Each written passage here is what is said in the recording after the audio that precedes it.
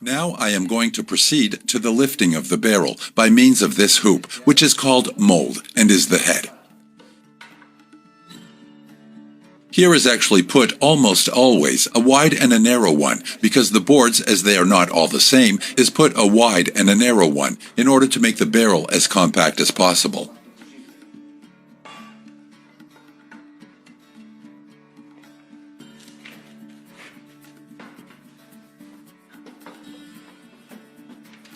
The mold hoops will be used to hold the staves in all subsequent processes. To adjust the hoops to the perimeter of the barrel maker taps them rhythmically with a mallet and hoop driver. First are put the head hoop, the neck, the belly, and the bolt, now to take it to the fire and, if we want, to shape it.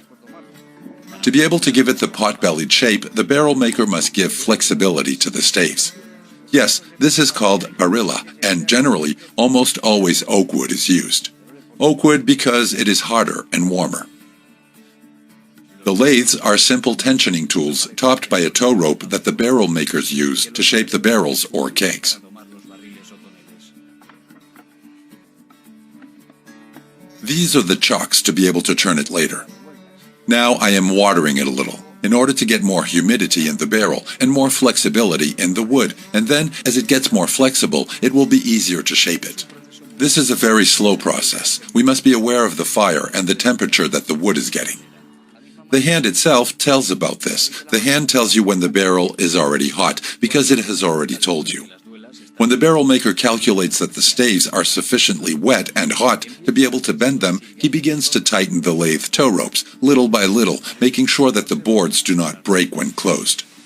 Water and fire complement each other in this task, which has the purpose of shaping the barrel into a pot-bellied shape. The staves of the barrel are already shaped, so the barrel maker can stop this process.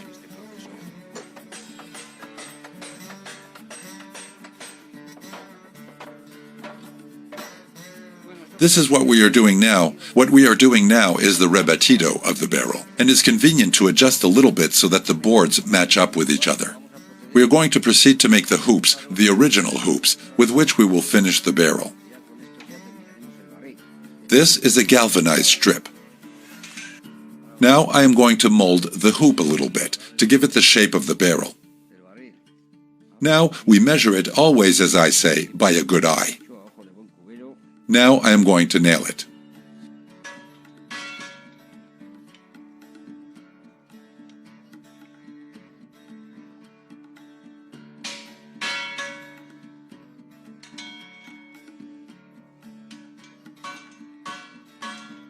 I'm going to proceed to remove the mold, which is no longer useful.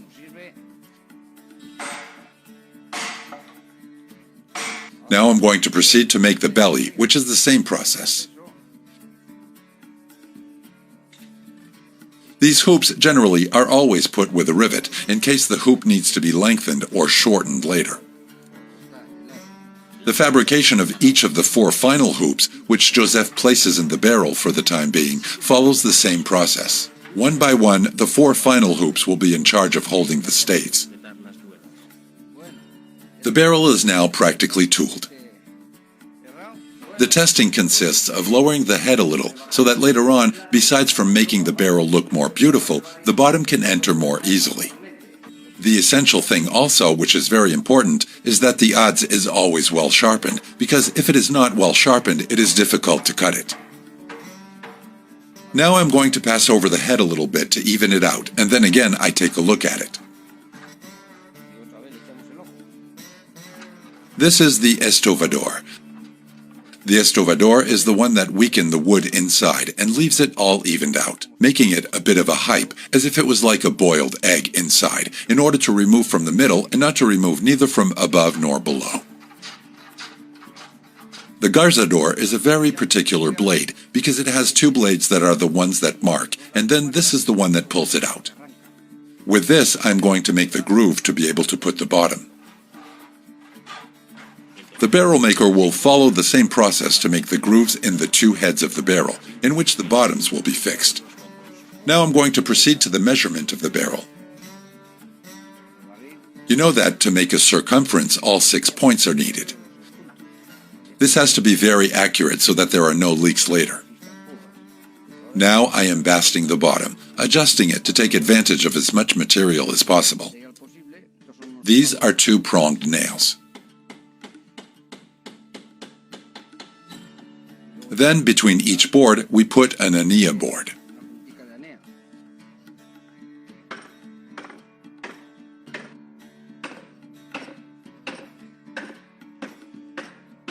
Now I mark it so that I don't get out of line and so that the circumference is perfect. Joseph will follow the same work process to assemble the second bottom of the barrel, but he must be very careful not to confuse one bottom with the other, because as in all handmade work, the measurements of the two heads are not exactly the same. This is the number 1, and here in the barrel, with this stave that I have taken for the muzzle, I will also put the number 1 on it. I'm going to do the border.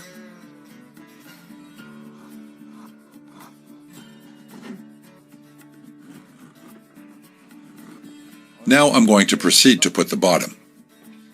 The paste consists of clay. It is poured with water, and when it is a compact mass, it is put in the garce. It is with the purpose of, if it has any fault between the garce and the bottom, this suppresses it and avoids a possible leakage. The hoop is removed so that the barrel opens, and now the bottom can be inserted.